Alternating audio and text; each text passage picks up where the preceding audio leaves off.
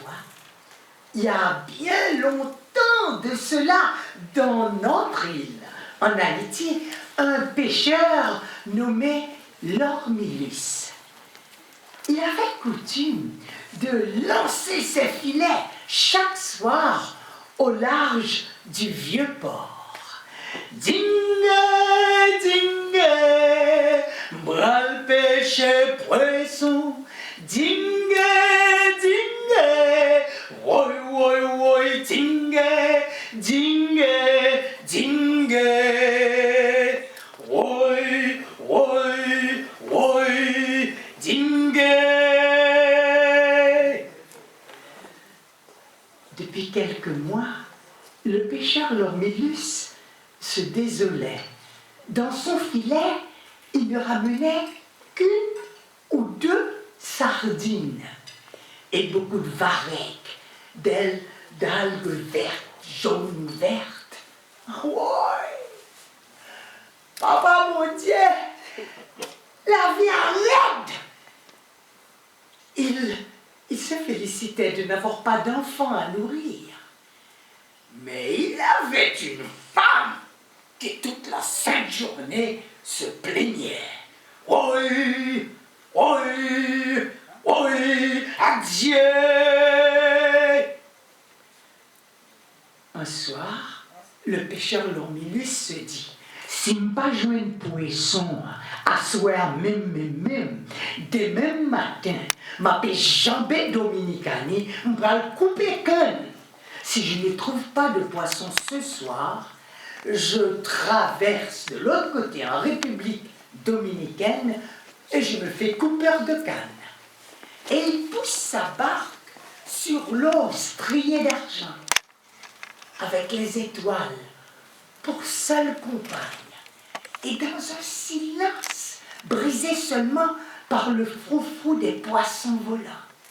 Le lendemain matin, le pêcheur Lormilus n'a rien pris et il s'est endormi au fond de la barque, les cordages à la main. Soudain, un coup de tonnerre déchire le silence.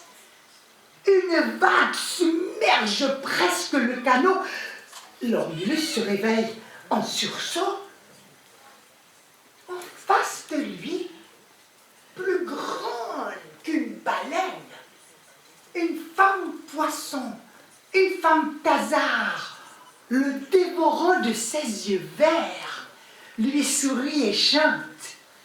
Papa Milis, t'as-moi là, moi dit, Papa Milis, t'as-moi là, c'est moi-même, la reine poisson, vin chercher Papa Milis, la guenassou, jette tes filets. La reine des poissons, celle qui a servi les pêcheurs pour l'éternité, celle qui comble celui qu'elle a choisi, celle dont l'amour est éternel, celle qui comble celui qu'elle a choisi, celle qui ordonne et à qui l'on obéit. Subjugué, fasciné, le pêcheur Lormilus lui obéit, il lance ses filets et ramène bleu, vert, rose, mais des dorades, des rougets, des bariolets, des capitaines et des capitaines et des capitaines, une barque débordante de poissons. Lormilus jure fidélité à la reine des poissons et lui promet de revenir chaque matin au pipirite chantant pour pêcher à ses côtés. Dingue, dingue, messieurs, dames, la voix. Dingue, dingue, woi, woi, woi, dingue, dingue, dingue, ak la reine pêche poisson. Dingue, dingue, Messieurs, dames, là. Dingue, dingue, oi, oi, oi, dingue, dingue, dingue, oi, oi, oi, dingue, dingue, dingue, oi, oi, oi, dingue. Le pêcheur Lormilus n'a plus le même homme. Il rayonne de bonheur, on le salue dans la rue, et sa maison est accueillante. Mais sa femme, jalouse de la reine des poissons, sa femme lui demande de cesser de pêcher. Leur fortune est faite. Oh, Lormilus refuse. Elle l'implore de rester un jour à ses côtés. Lormilus refuse.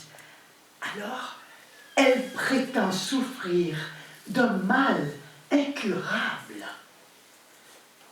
Lormilus accepte, il cède, mais son cœur saigne.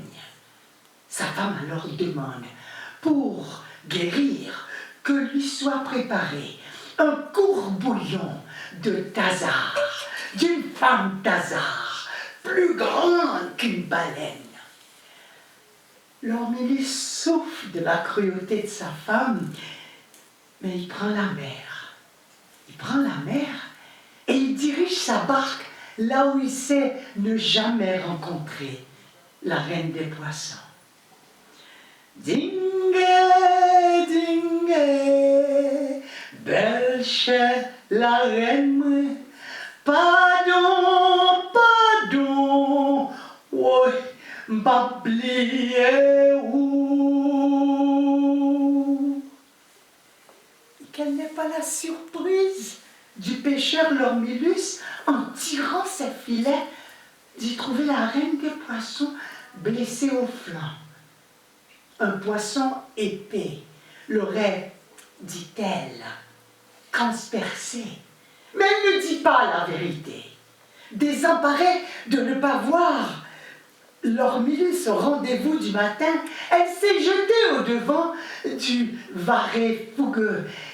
Et c'est d'une voix éteinte qu'elle lui dit « Mon amour, mon bien-aimé, tu donneras ma chair à manger à ta femme comme elle le désire.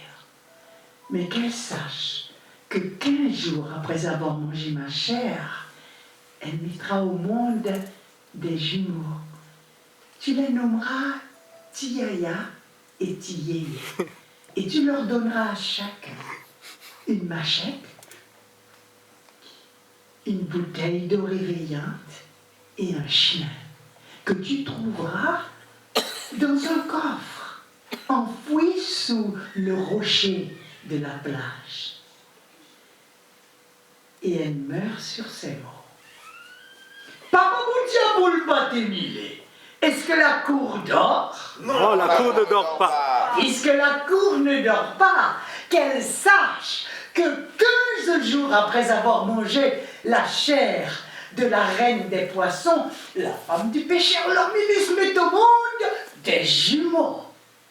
Et puisque la cour ne dort pas, qu'elle écoute le chant d'action de grâce du pêcheur Lormilus pour les lois protecteurs des jumeaux, les lois Marsa. Messieurs, dames,